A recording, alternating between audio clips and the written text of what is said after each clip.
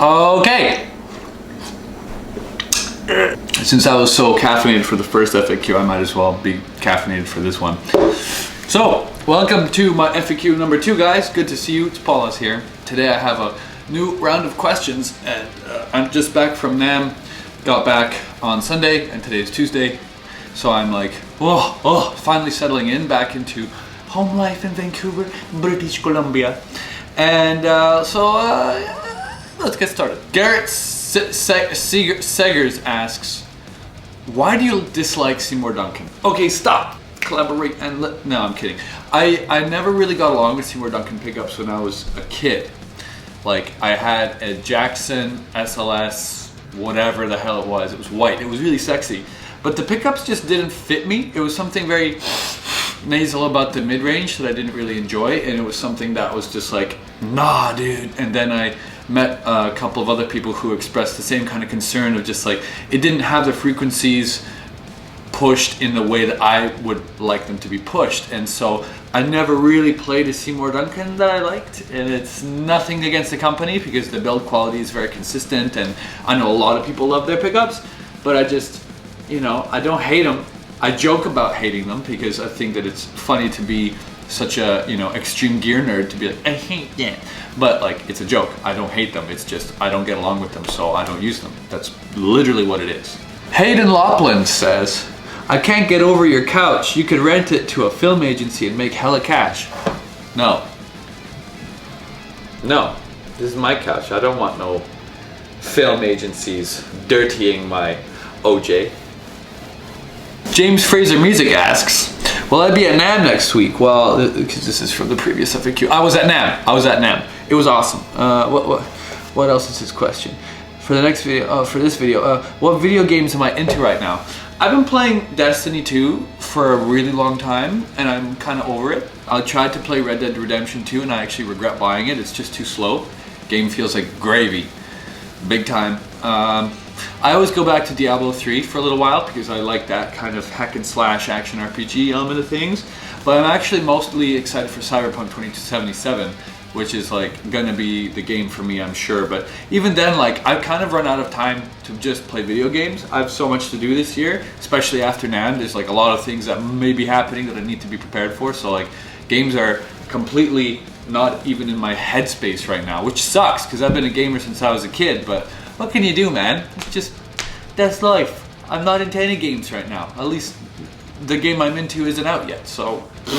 Nulls says, I'm extremely tempted to go out and buy my own Aristides, most likely an 060. Very nice. But before I do so, I want to go to the factory and test some of the gear in the showroom for myself, if they have any guitars to let potential customers play on. Usually, I think that they have like this green one with a big purple Aristides logo on it. Do you have any tips on what to expect from the guitar, other than being incredibly resonant, loud, amplified, and probably immensely awesome to play? And how does the tone vary depending on what kind of metal goes into the guitar? Talking about brass, stainless steel, tone blocks, hardware. Since I probably will want a Floyd Rose built as a tremolo if they can manage that. Oh, they can manage that. They use stainless steel tone blocks in the back of the guitars. Here, I'll show you. And away we go. Yeah, so you can see that that's stainless steel, the tone block there. And it makes the guitar pretty awesome and pretty loud. I mean, the whole thing resonates like a bell, but then having the stainless steel tone block in there just makes even more sense.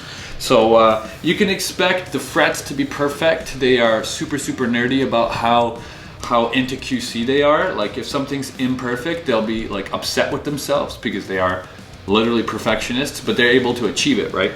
And in terms of this guitar has got a finish on it that they outsourced to a metal guy, and it works really well.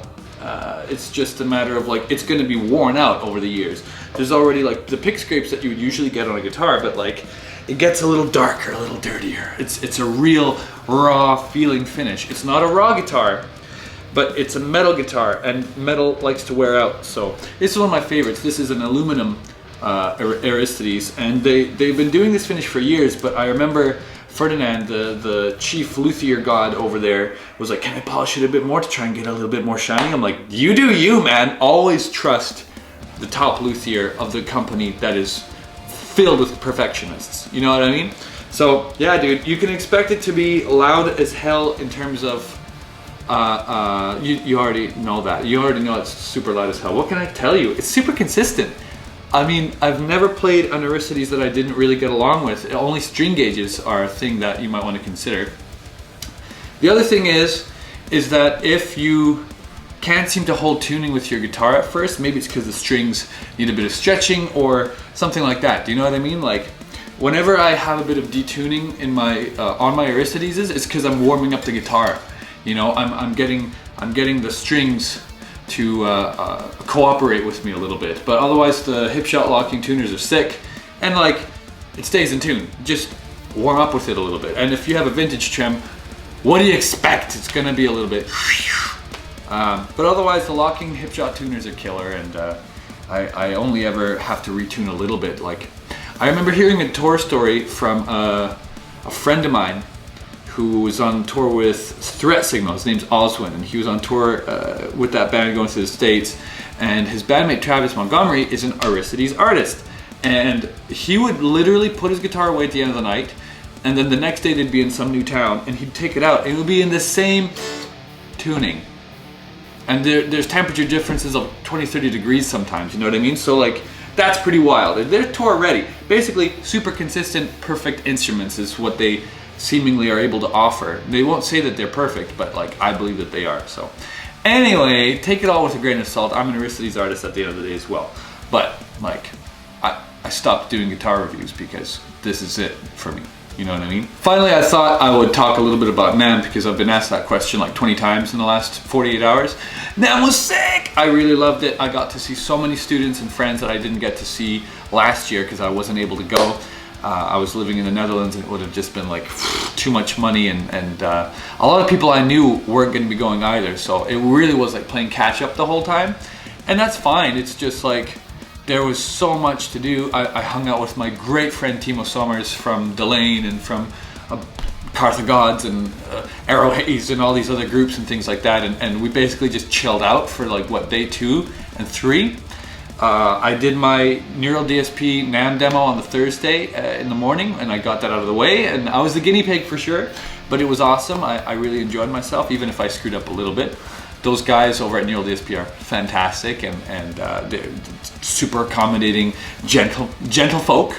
I got to hang out at the Fortin booth, of course, which was like next door, and Mike Fortin ran me through this white Fortin Cali head, and it was just like, this is one of the most terrifying amps I've ever played. The fact that you can switch in gain stages and stuff was like, oh my god, what the fuck, man? Why is he doing this to me?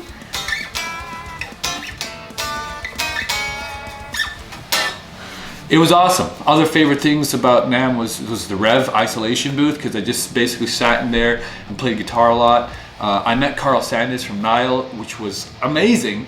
I was actually supposed to probably open and meet him many years ago, but it just didn't work out because my band was firing my dumb ass. I couldn't walk as well at the same time. It was a very depressing time for me to be in, I think it was 2013. That was shit.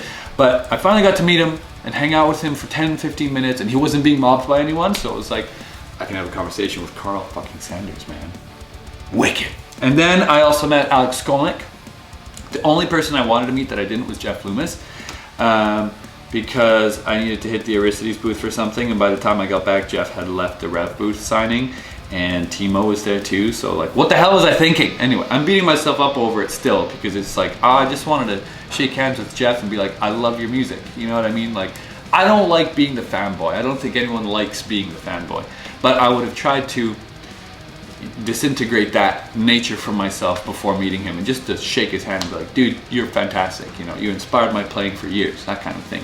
Maybe he'll watch this video, probably not. But point being, NAMM was fantastic. I spent it also a lot with Mike and Courtney from Spirit Box, so half the Spirit Box was there, and that was fantastic too. They're really wonderful people, and hilarious and savage, and we had some really great nights.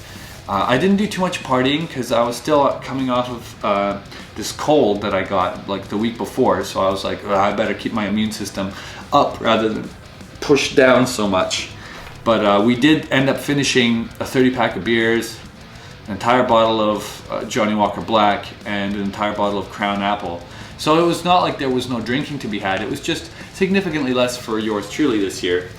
So yeah, NAMM was great. Oh, I budged a line with Ola Englund. That was really funny. So I go up to him and I was like, hey dude, how's it going? He's like, good, good. And I look and I see this huge lineup of people and it's just like, oh, I totally budged the line. He's like, yeah, you did. And I was like, all right, well, see you later. It was really, really funny. I felt like a dumbass, but it wasn't coming from like, oh, I want to take a picture with him. It was just like, oh, how you doing? And I should have realized you can't do that shit when you're at NAMM. You have to be a little bit more clever about your surroundings. But to be honest with you, when you're that overwhelmed by noise and stuff, there's a part of your kind of personality that just can't take it, and you just get a little bit crazier than usual. And I just didn't notice that there was a lineup, to be honest with you, until after I opened my damn mouth. But I think that's about it for now. That's been a pretty good little FAQ for number 2. NAMM is always awesome, and this was by far the best one I ever had. Hanging out with Timo all the time was wonderful because he and I just like get along really well, and he's one of my favorite guitar players, and it's just like, this is awesome. It was totally worth all the effort to get there, and shout out to Jeremy Hoagie and Matt Perrin for the fat nose rips, boys, with the eye joy. But that's about it. I'll catch you guys next time. If you have any questions for me, post them in the comment box below. I'm happy to answer basically all of them because I don't get too many questions nowadays, but it's still like I'm here, living, playing my wristities. Don't forget to subscribe, because subscribing to my channel is the best thing that you could possibly do, because I don't post that much. It's not like I'm intrusive as hell. It's not like 5 videos a day. I hope I never do that. Oh boy, that would be a lot of work. And stay tuned for more NAMM content and more FAQ stuff, basically. Trying to get a video out every single week this year, so I'm hoping to make about 55, 56 videos. I'm already well underway. Join me for some consistent content, folks, and stay tuned for some crazy pedal reviews. I'm also gonna have a new guitar day and a quadruple unboxing soon, so like stay tuned for that. Subscribe, like for real, subscribe. It's gonna be really, really cool. All right, see you next time, guys. Cheers.